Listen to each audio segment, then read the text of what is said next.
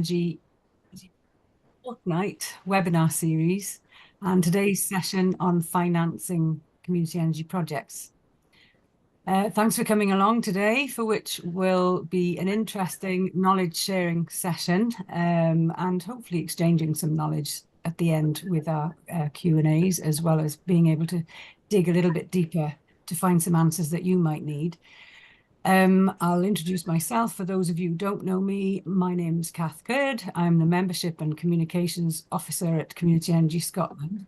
Our co-hosts today are Monika Paplachik and Jim Miller from Thrive Renewables, and Allan Wilson and Scott Wilson of Radio City Association, one of our community members. Your facilitator and technical support person today is Hannah Sharp, who's organised these webinars this past 2 weeks. And our note taker today is Charlie Black.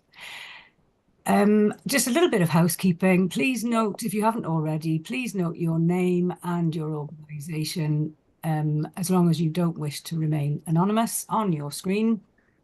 Please keep your mics off unless you're speaking to the group.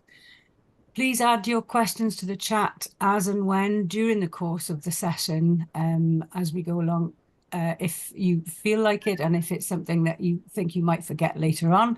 And during the Q&A session, please raise your hands for any questions then. I'll be doing some timekeeping and I'll prompt the speakers to let them know when we're coming up to time, and Hannah will be aware of that as well.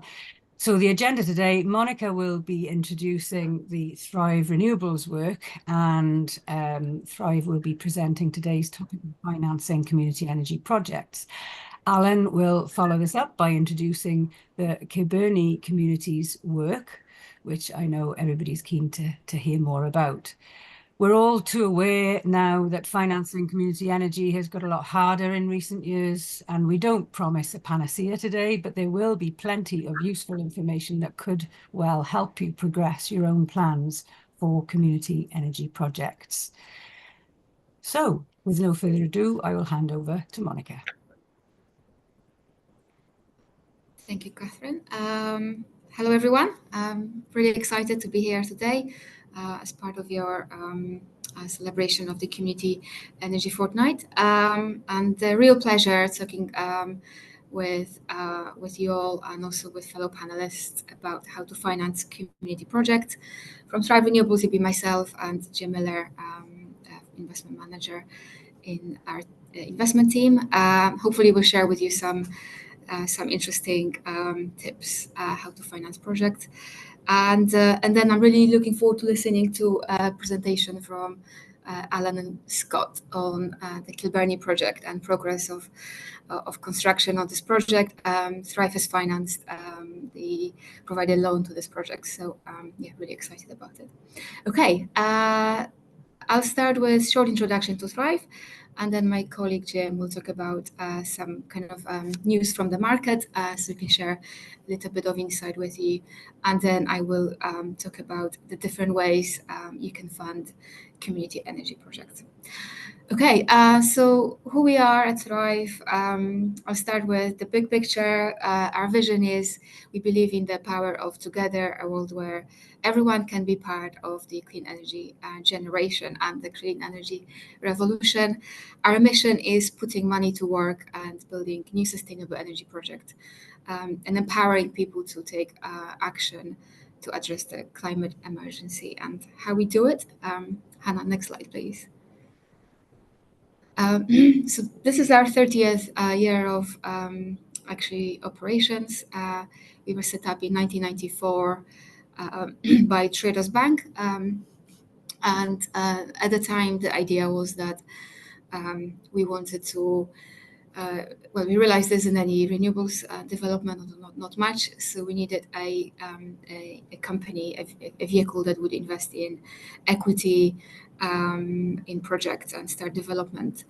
And so from those very early days, yeah, we've now grown. We've got 6,000 investors now at Thrive. Our first project was actually a project in Scotland. It was a hydro scheme in Argyll and Bute, which is still operating now. It's, I think, 25 or 23 years. So yeah, very exciting. You see growth of the projects, and to date we have funded 42 clean energy projects in total. Some of this we own, some of this was loans, and some of this are also joint venture projects. Our current assets under management is 129 million. I also wanted to highlight that in 2016, we started funding community energy projects via sort of collaborative community funding bridge model, which is a model under which we provide finance to communities so they can build projects kind of quickly. And yeah, to date, we've done 20 million in this way. Next slide, please. Yes, and now my colleague Jim will talk about market updates, just so lay a ground on kind of where we as Renewables kind of are right now. Jim? Yeah, thanks, Monika. Yeah, good morning, everyone. I think a lot of the information that will be presented on these next couple of slides on the market update won't be revolutionary news to many of you who follow sort of community renewables and renewables more generally. But I think from our view as a commercial investor and as a company that supports community renewables, as Monika said, we think these are some of the most pertinent things, I think, for community groups to consider going forwards with their renewable energy projects. The first, obviously, is that we're now operating predominantly in a post-subsidy environment. So the feed-in tariff, the FITs and the ROCs that supported many of the community energy projects that came around between 2010 and 2019, say, are no longer there. So and they were obviously for community energy groups are very, for the most part, quite a simple scheme, quite a remunerative scheme that enabled a mini boom in community energy projects. What's replaced them is the contract for difference, the CFD. And the CFD in many ways is a great scheme, certainly for the consumer, in that it's a reverse auction. It finds the lowest viable price that enables renewable energy to be built. So yeah, certainly for the consumer, it gets the most bang for their buck in terms of any additions to their bill, getting as much new capacity online as possible. The problem with it is it's slightly more administratively demanding. You have to sort of enter into the auction. And because it's in many ways a race to the bottom, it does depress returns somewhat. So we're seeing that the projects that qualify for CFD schemes, although they're viable, they're not, the return profile on them is a lot lower than maybe equivalent projects would have been under a feed-in tariff or a ROC subsidy scheme. So yeah, sort of a double-sided coin with the CFD. Linked to the CFD is merchant risk. So this is for projects that maybe don't opt into CFD auctions and look to sell entirely into the wholesale market. We've got the graph on the right there that shows what power prices have done in the last few years. I mean, I don't think anyone needs to be reminded of the volatility that we had, but the power prices were at their lowest in Q1 2020 and then peaked in late 2022. So they went from their lowest ever to their highest ever in the space of a couple of years.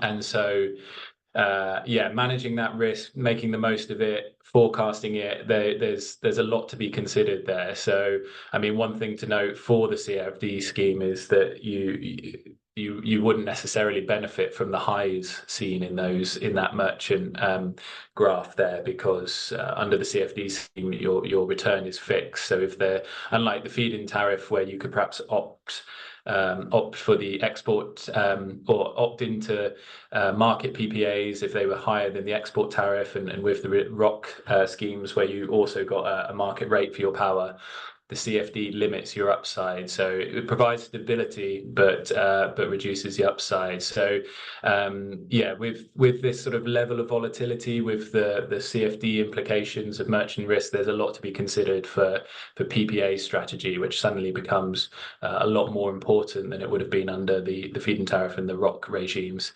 Hence why we're seeing new PPA trends, short-term, long-term, corporate PPAs, where you sell directly to large energy users.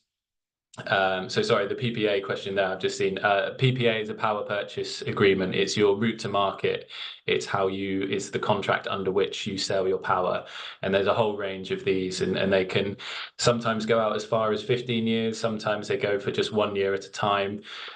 Sometimes they offer sort of cap and floor pricing. Sometimes it's a fixed price. And yeah, who your off-taker is different. Sometimes it can be the big utility companies that sell directly to the end consumer, or sometimes yeah, big industrial or technological users. Yeah, the Amazons, Googles of this world are signing a lot of corporate PPAs, buying power directly from renewable energy projects at the moment. So yeah, there's a whole range of PPA options, a whole range of routes to market, which, as I say, are suddenly becoming more important in the absence of remunerative subsidy regimes that community energy projects would have benefited from previously. And as it says there, diversification as well. So some projects we're seeing, they're opting for maybe to sell half of their output on via the CFD to benefit from that stability, that long-term safety that comes from a government-backed fixed price, and then perhaps the other half they're playing the market a bit more to try and benefit from some of the volatility and upsides. But again, it takes quite a lot of work. So that's the market update on the revenue side. If we go to the next slide, just a bit more on the development and other considerations. I'm sure, again, as many of you might have encountered, that the grid connections are now probably the biggest bottleneck that we're seeing for new projects. So certainly 10 years ago, this wasn't much of an issue. We found that sort of planning permission generally was the bigger obstacle. Whilst the planning risk is still there, definitely grid connections are perhaps now more of a pertinent issue. The grid connections generally have gone up in cost. And the delays for to get your grid connection dates are being pushed out. So we're now seeing projects presented to us for funding, but where yeah, the grid connection dates, they're not going to be able to export their power to the grid until 2030. So there are things being undertaken from the grid companies to try and bring these down, and I think it's going to be a focus of the new government in Westminster to do that as well. But yeah, still, it's not going to be a problem that goes away overnight. I think as a consequence of these perhaps less remunerative revenues and the more difficulty in grid connections, we're seeing that projects are getting bigger. Benefits from economies of scale, and the idea that if you're spending so much, particularly when it comes to grid connections, so if you're spending 5 million, 10 million pounds on a grid connection, in order to justify that expense, you need a very big project. And that's what we're seeing. So I think whether some of these projects are out of the sort of such a scale that they may potentially out of reach for community groups on their own, we're potentially seeing different funding models for community ownership for these scale projects, which Monika will touch on later. In addition to this, I think there's been somewhat of a lack of investment in labour and skills. I think this has partly been driven by the uncertainty in our renewable markets over the last 10 years. And now that it seems that we're potentially looking at a few years of stability and enthusiasm for new renewable energy, whether we have the labour or skills is going to be interesting. And I think that's also leading to the bigger projects as well. It's in a way more efficient use of the labour that we do have, to have them working on bigger, more concentrated projects rather than smaller distributed projects. So All that's not to say that there aren't small projects being developed still, and there are ways for them to come to the market. And I think particularly private wire or direct wire projects where the projects are built within the vicinity of large energy users and you can sell directly to those projects. We're still seeing a lot of activity in that space, whether that's rooftop solar or smaller ground-mounted solar, or even wind projects where there are large users nearby. Those projects are still viable, but these are the general trends we're seeing. And just in the economy in general, the base interest rate remains at 5.25%. This rate dictates the rate at which banks are lending at. So bank lending is generally around that rate, maybe a bit higher even. And so perhaps the bank lending that's available at the moment is not quite as attractive to investors and developers of renewable energy projects because those rates are so high. So that might change, particularly as inflation it seems to be coming down. But the bank's appetite, willingness, and competitiveness, again, from what we're seeing, isn't quite where it was 2015, 2016, where there was a lot of banks in this market competing to lend to your project. So that's all I'm going to give on the market update now. If you have any questions, we'll try and answer them at the end, or reach out directly to Thrive. Thank you.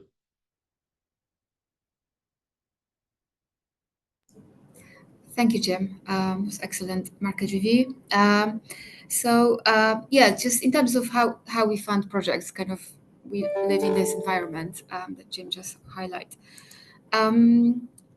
What is community project? Let's maybe start from there. So community projects involve groups of people coming together to purchase, manage, generate, or reduce consumption of energy. And it's important to know that there's so many different community projects that we see. Some of them may be very small. Some of them actually are really going for the scale and for kind of bigger projects. We as Thrive typically work with projects between 1 megawatt and I would say, multi-megawatt projects. So that's what we usually occupy. The kind of smaller end of the market is not our expertise. It's also worth noting that the community groups usually are operating within the not-for-profit sort of environment, and profits raised from projects are then used back in the community, which is able to generate a lot more benefits. Next slide, please, Anna. Okay, thank you. So there are different ways to fund projects. And we've listed there the different types of funding mechanisms we've seen. Crowdfunding, bond issuance, project finance, junior loans, which often sometimes are called mezzanine loans, bridge loans, portfolio, a sort of joint venture, shared ownership models. We've also highlighted in there which types of investment are typical in which phase of the project, and also who are the typical funders. So crowdfunding is used, is typically used quite a lot by community groups, and many of you are bigger experts on this than we are, and typically used for construction operations, sometimes development as well. And there's a number of crowdfunding platforms such as Trados and others there you can use. And similar with bonds, also typically used by crowdfunding platforms. Project finance. So as Jim said, banks are funding projects often if your project has strong enough financials. What we're noticing with smaller projects is sometimes quite difficult. So kind of you really need to find the route to market, which is the PPA, power purchase agreement, to really underpin your financials and show how your project will generate revenues. And again, in terms of project finance, is something Thrive can help you with, but also some banks and such as Trados and others. And junior loans, this is something we as Thrive Renewables built, and bridge loans, maybe take both of those together. We've built a lot of expertise and a lot of experience in. Under the bridge finance I mentioned before, we've provided 7 community groups with funding to date.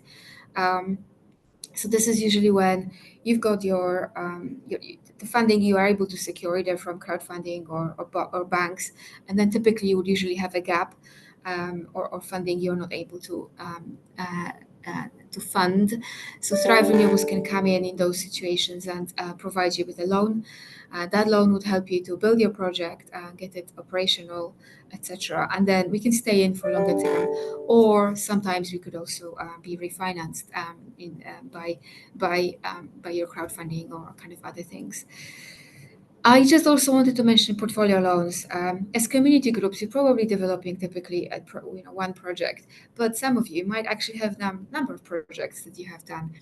And you might be able to get better deals when you're approaching banks or funders such as us with a portfolio of sites. Or maybe you join up with other community groups and you can present that kind of portfolio approach. You might be able to get more funding or better terms if you do it in this way. And then the final one is around the joint ventures and shared ownership.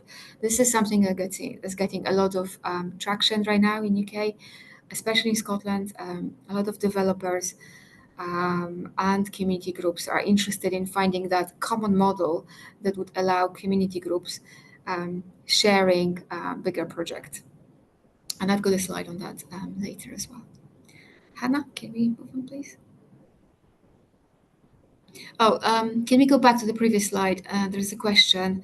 Where does share issue fit into this? Sorry, I can't see the full question. The share issue is the crowdfunding, very much so.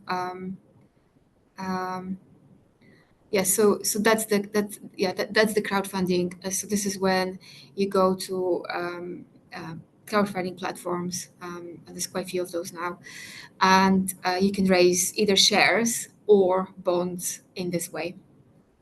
I hope that answers the question.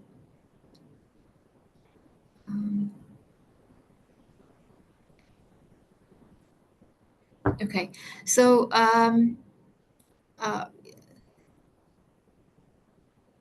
owning projects. So this is one of the models that I listed. So many community groups have ambition to own projects 100% themselves. So these would be projects they have full control, 100%. Maybe they were involved from day one. Maybe they kind of acquired the project later from developers. It's a really powerful way of getting yourself up to speed with renewables projects. All those kind of issues you need to think about when you operate sites such as this.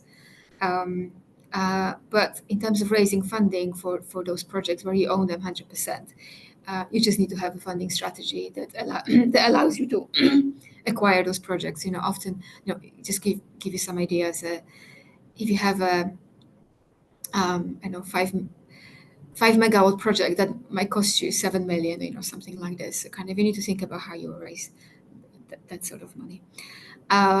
Shared ownership. So as I mentioned before, this is a model which allows community groups to take shares in projects, and then co-development. So we at Thrive also are keen on establishing a sort of development funding model for communities in the development stage. Sometimes you're able to access some grants, but if you don't fully are able to do that, we could help you with funding the development stage of projects. So those three models, we very much build a niche in and can help you with funding. Hannah, please, next slide. So owning projects. So how companies like Thrive could fund those projects. So typically you would have like project SPV company, which is the company that owns the project, and typically community vehicle would own the 100% equity in those projects.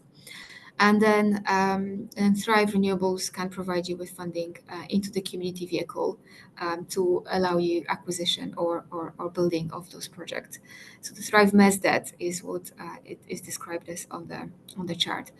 I hope you find that chart useful, and later on we can go into more detail if you would like to. Thank you. Shared ownership. This is something that is getting a lot of interest from developers and community groups. It allows where does the concept came from? I guess it's from, as Jim was saying, a lot of smaller projects are struggling with some of the financials and the kind of economic returns that you would expect.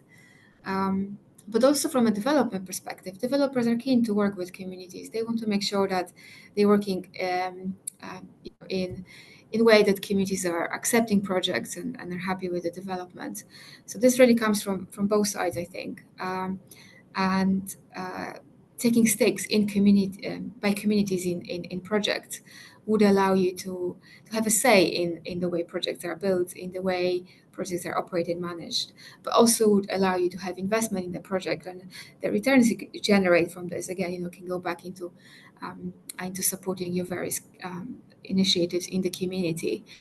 In some cases as well, that allows for investment from individuals living around the projects in directly into the project, which is kind of another way of participating in projects built in your area.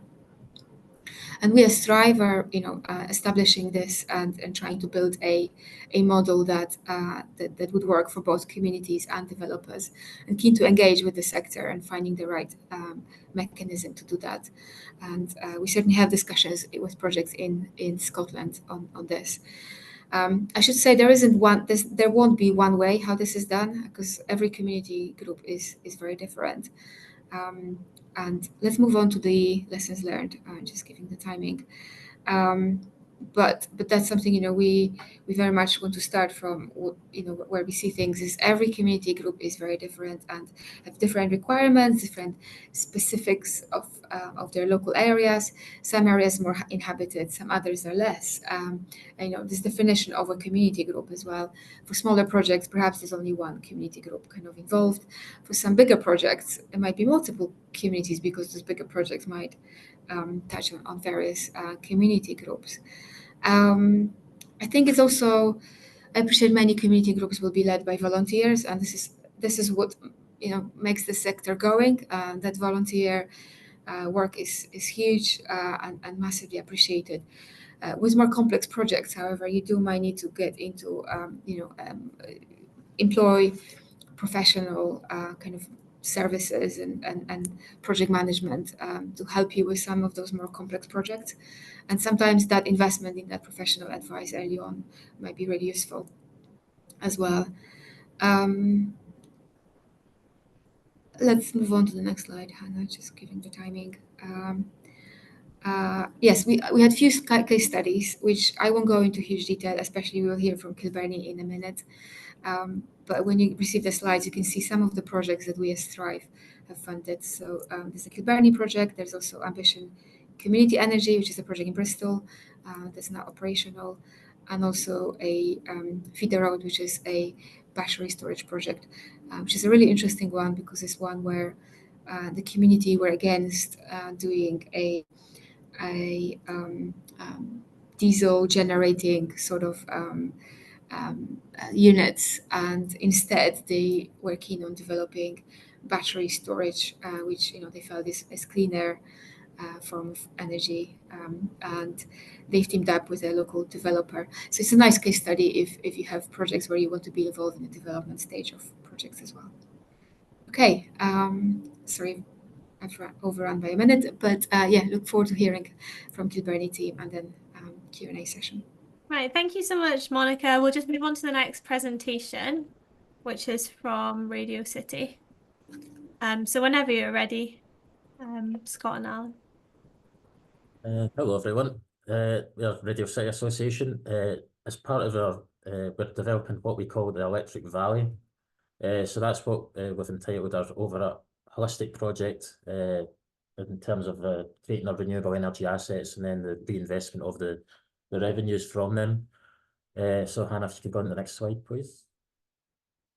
So Radio City Association was established in 1999. It was originally set up as a Millennium project to develop the Art Deco building in the bottom left-hand side that you can see there. We did that, it was raising about £2.5 million, I think, back in the day. We're based in the Garnet Valley area. It's a former steel works area. Post-industrial, there's a significant amount of deprivation in the area, and poverty and inequality. Next slide, please, Hannah. So as I said, we're creating what we call the Electric Valley in order to address these challenges. So we've got 12 key areas of focus that we've used significant socioeconomic analysis to develop, and our policies are underpinned by the Sustainable Development Goals and the National Policy Framework for Scotland, in order to help us secure a just transition in this deprived community, as I say. So next slide, please, Hannah, again. So currently, as part of our range of activities that we've developed, what you could sort of incorporate as community energy as well. So I've got electric bikes, electric tricycles, mobility scooters for disabled people. We've also got a hire scheme for an electric car and an electric van. We've got energy efficiency activities where we visit people's homes, provide energy distribution for things like slow cookers, electric blankets, things like that, as part of a cost of living activity as well. As part of the cost of living activity, we also distribute fuel vouchers as amongst food and clothing as well. So we've helped over 200 households in the last few months with that. And also do a range of other activities, including childcare, life skills, cooking, training. As I say, as an area of significant poverty. So recent Leeds University report said that we've got the highest level of food insecurity in the UK in this area. So next slide, please, Hannah. Also, employability. So we're looking to create skills and employment opportunities. Got an asset transfer ongoing in this building that we're in just now, with our long-term ambitions of using the Electric Valley revenues to create a credit union house association to allow us to reinvest the revenues and develop a more sustainable community. So as part of that, we're also developing our environment as part of our 12 key areas of focus for placemaking. So we're developing active travel routes. We've planted thousands of trees. And we're also working to develop a whole range of climate activities. So next slide again, please, Hannah. Yeah, it's Allan Wilson here. This is a sort of pictorial representation of the project at various stages of development, one of which is the unfinished foundation. Monika's slide showed Monika and myself standing on top of the finished foundation. So next slide, please, Hannah. Yeah, I mean, the part of the developing the sustainable community, we put developing our local sustainable renewable resources at the forefront of that.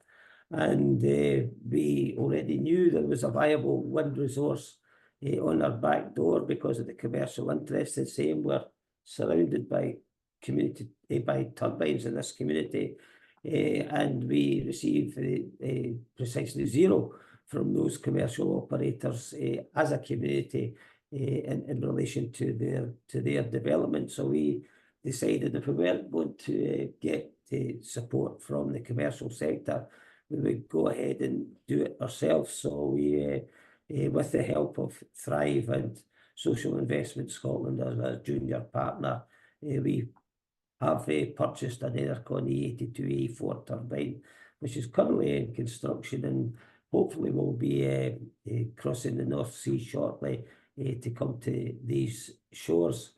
100% of the profits, which are then generated from that turbine over the course of its 30-year or so lifespan, will be reinvested back into the local community, unlike the commercial developers in our midst. And we calculated, as we said in the repowering seminar back in Inverness earlier in the year, we've calculated that our return to the community of North Ayrshire is greater than all the other commercial wind turbines in the vicinity put together.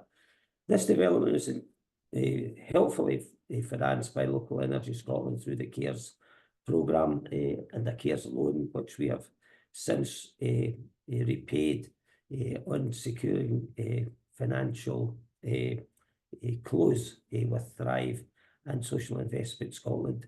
And as it says here, we're operational via community interest company we set up on a 100% subsidy-free model. Next slide. As I say, the turbine delivery is expected in August. We then have to connect to the grid. There's also already been references to the problems with the grid, and as everybody will probably know, those problems don't just extend to secure grid access, but they also employ to day-to-day liaison with the grid energy companies, whether those are SSE or, in our case, Scottish Power. But we still anticipate energisation in December and exporting to a secure grid connection thereafter. Next slide, please.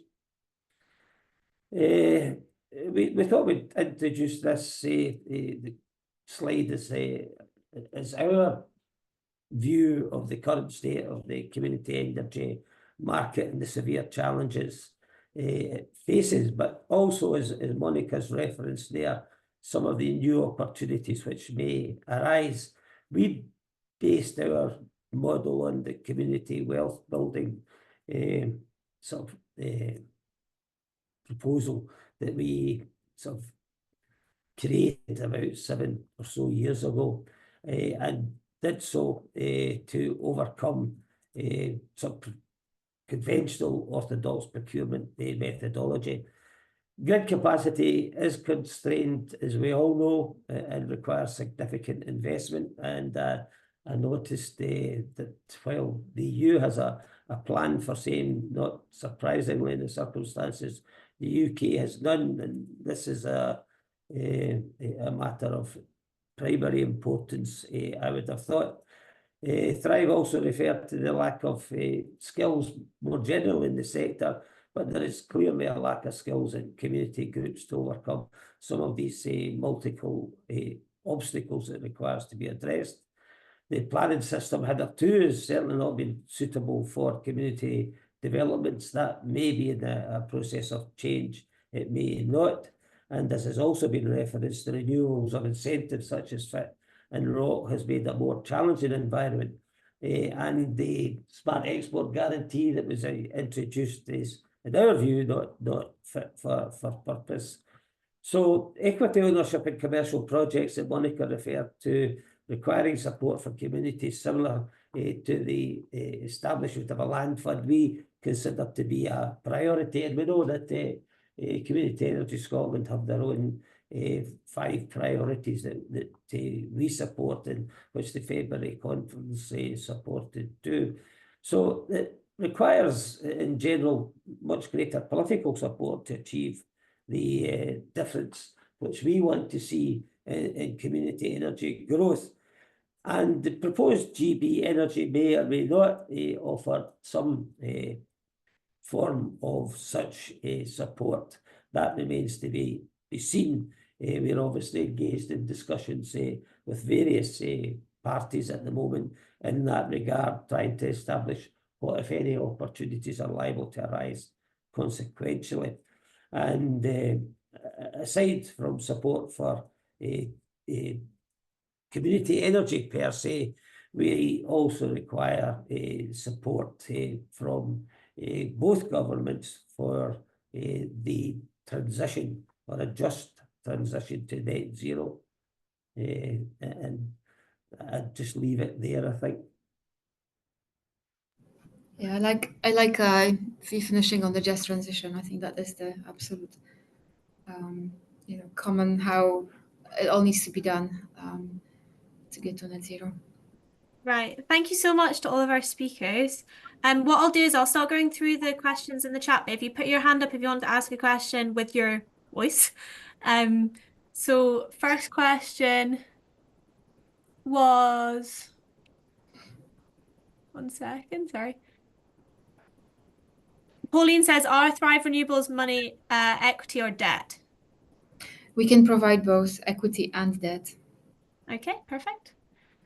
Lloyd says, do you only look at new schemes, or will you support repowering of existing schemes coming to the end of their lives?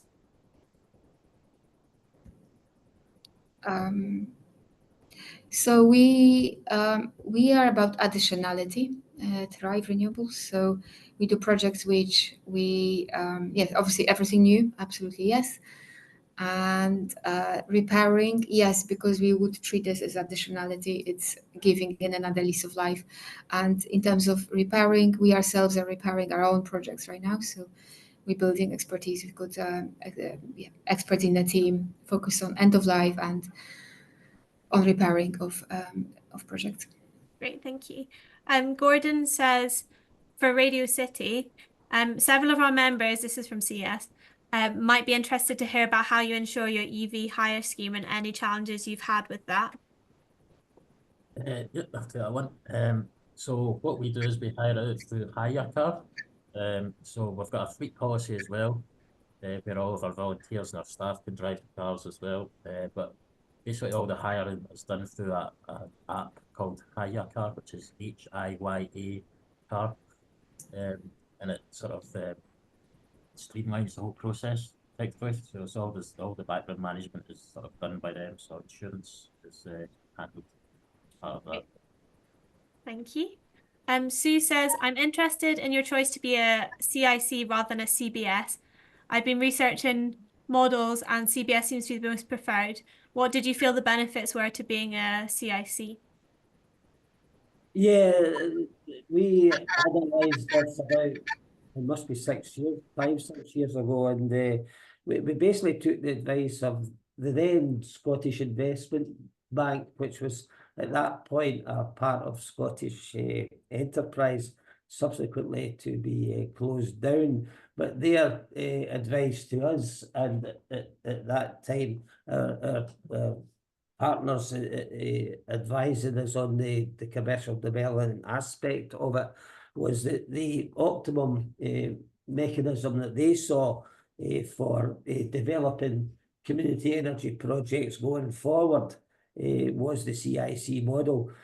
So we adopted that, and we found it's worked very well for us, and it suits our needs. It may not suit everybody's needs, but it certainly suits ours. Great, thank you. Sue also says, would you give access to your community wealth building procurement model? Yeah, no problem. We were discussing that with the council on Friday and Monday. So yeah, it's basically a hierarchy of procurement. So it's local contractors and local business come first, and then yeah, it works its way down a chain. So basically, it's supporting local business all the way down to small SMEs and then UK business. So it's that sort of scoring rank matrix. Great, thank you.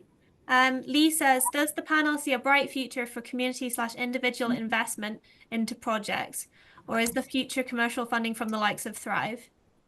If space still for community/individual investors, what do the panel see as the main obstacles to greater participation? I'm happy to have a go at that. So I think that there's a role for both to play, and I think certainly when Thrive invests in community renewables, we like to structure our investment so that whilst it still makes commercial sense for Thrive, there is space for our investment to be replaced by community investment. We want the people certainly in the vicinity of these renewable energy projects to have the opportunity to invest. So I think what the thing that some of the people on this call will know, developing a renewable energy project is difficult enough. And then if on the other hand, you're trying to mobilize a whole load of investors, that's another full-time job. So I think where Thrive potentially comes in is to sort of take that funding problem away, at least temporarily, so that you can focus on getting a project like Kilburney to financial close, and then the Thrive investment is structured in a way so that the community fundraising can take place at a time where there's more headspace, more resource to put towards that. So I think there's still room for both, and I think the sort of the crowdfunding platforms that Monika alluded to, they're getting more professional, they're getting wider networks of investors and things like that as well. So I think that there's there's great opportunity for commercial funders like ourselves, and then for the crowdfunding, the community bond issuance to come together. Great. I just make one comment on specifically on the shared ownership, because I know some people on this call might be interested. That the feedback I'm getting from developers is that they are interested to provide mechanisms for community groups, but a few issues they have is that is usually very early on in project development. So, is the early development the right sort of risk for the individual investors? And the other issue is that they, on those large community shared ownership projects, the other issue is that they don't want to have thousands of people kind of having shares in a project like that. So this is where we very much what Jim was saying. We think that Thrive can really support that early phase as well, and we can become kind of the representation for the community in a shared ownership model. So we can help the developer in the development phase and kind of bring the community alongside us. Great, thank you. So the next question from Michael says, does Thrive fund projects outside of the UK, e.g. Republic of Ireland? Yes, so our scope is the UK and the Republic of Ireland, but at the moment no further afield than that. So yeah. Okay, brilliant, thank you. Neil says, how early would Thrive generally become involved in projects, and what securities and control would you normally require? So I think oh, sorry, you go, Monica. No, go ahead. Okay, so yeah, I think in that regard, I think Thrive has the potential to be a bit more flexible than banks might be in that sense. So yeah, so the three things that you usually look for in a project to become investable are the land option, so whether that's your lease option, however you're securing your land, it's a grid connection, and it's planning permission. And I think generally Thrive preference would be that the projects we support still have all three of those, but I think we can be a bit more flexible if two out of the three potentially are secured or something like that. If the project's got a good chance, and certainly, if there's reasons to believe that the planning permission is coming, or the grid connection date's about to be moved forward, or something like that, that we can have a look. In terms of the securities and control, it would be fairly similar to a bank. I think we have the potential to be more flexible, but yeah, the models that we've sort of spoken about today do involve Thrive. Unless there's junior lenders, as there were on Kilburney, putting in, if not all, then the vast majority of the funding, and in return for that, we do expect a level of control. So it's not control in the same way as ownership, but the documents that between the loan documents between Thrive and the community group would mean that Thrive have sort of some areas of control and things like that. So and a sort of standard charge over the project shares and things if things go catastrophically wrong. But the anticipation that it's more of a collaborative relationship where hopefully the community group could benefit from Thrive's expertise in developing and constructing projects. Great, thank you. Nick says, an end to the effective ban on onshore wind, creation of GB energy, more promises about insulation of housing stocks. Are the panel excited about the new government? From our view, yes. I think certainly we'll see how we'll see how it all pans out. And certainly in England, south of the border, there's been obviously a dearth of onshore wind, and whilst we've still been working on projects in Scotland, obviously. So yeah, for us, it's an exciting time, but yeah, we just have to see how it transpires.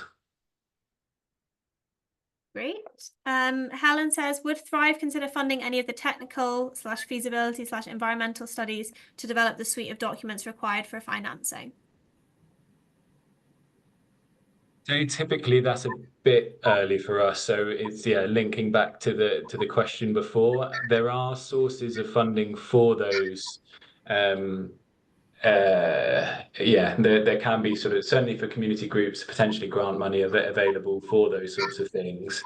And I think, frankly, if Thrive was to open ourselves up to that level of development funding, we'd be inundated with requests for things like that. So it kind of, for us, has to act as a bit of a filter in many ways to know which projects are sufficiently developed for us to sort of commit our resource to look at. But again, certainly I would suggest it would be unreasonable to expect Thrive to fund all of those studies that you list there. But I mean, if it was a case of the other things looking promising and it was one study outstanding or something, and the project was exhausted other funds, then again, never say never, and we have done similar in the past. So. Great, thanks very much. Adam says, on the question about the new government. Yeah, of course. I'd be so interested to hear what Allan, with the Scottish perspective, would say on that one. Yeah, it's a bit of a mixed bag, as you might imagine, Monica. At the present time, as we wait for more detail on what the role and function of GB Energy will be in relation to community energy development, as well as other fairly substantial issues such as where it's going to be located, for example. I think in balance it offers more opportunity than risk, but risk does exist. If anybody was watching the new Chancellor yesterday lifting a number of the planning constraints on developments south of the border, then obviously that to me does pose the potential risk that investors look further south rather than further north in relation to future development. If it becomes easier down there, it's only a limited amount of capital that is available to invest, and as Jim has already said, it's investments that's going to go into very large scale onshore wind development, and like we have, for instance, here in Whiteley, and that could very quickly squeeze community energy interests out of that particular market unless it's specifically provided for. So our focus in the next weeks and months will be ensuring that the community energy interest is not forgotten in the rush that is undoubtedly going to come from the hedge funds and utilities to exploit these opening markets. Great. Thank you, Allan. Yeah, I agree. I think this is the time we should be championing the role of community energy to the new government. That's exactly right, Monica. Yeah. Great. Okay, the next question's from Adam. It says, interested to understand what Thrive sees as commercial sense when interest rates on capital might be greater than 5%. Jim, do you want to take that one? I mean, it's a good question, and something, if I think I understand the question correctly, it's sort of to do with the rates of return that we're seeing on renewable energy projects, and frankly, I mean, for us the cutoff is not as low as less than 5%, is greater than that, but we are seeing that the projects that are being presented to us now for funding, when we run them through the financial model, are not as remunerative as we once saw. There are investors, including ourselves, having to look at, in order to justify some investment decisions, how can you maximize a renewable energy project? Would it benefit from co-location with a battery project, for instance? Can you consider can you consider the sort of repowering of the site maybe after a period of time if your lease and your planning permission allow it and things like that? Can that add value to your investment case? But yeah, I don't want to sound too doom and gloom, but the thing that has kind of meant that these projects have gone from potentially being 10 or 15% returns to sort of 6, 7, 8% is a combination of the lower and less certain revenues and the increase in grid connection costs in particular, because in many ways a lot of the some of the cost of the equipment has continued to come down, although the sort of general increase in inflation in the last few years sort of maybe arrested that drop in capital costs. Yeah, the impact of grid connection costs and revenue reductions have pushed down returns, and so yeah, it's up to investors, developers, contractors to try and be creative, be efficient, and yeah, squeeze every bit of value out of renewable energy projects.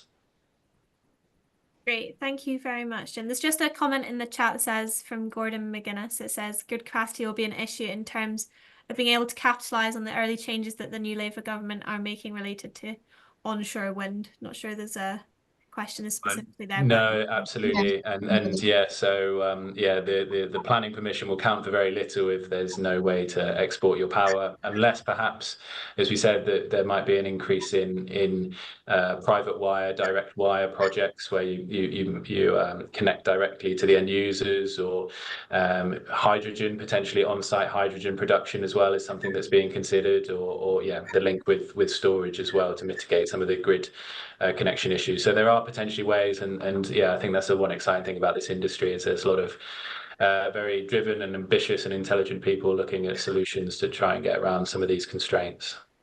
Great, thank you so much, Jim. We're just going to wrap up there as we're getting towards the end of our time. So thank you so much to our speakers. Thank to everyone for coming and for your interesting questions.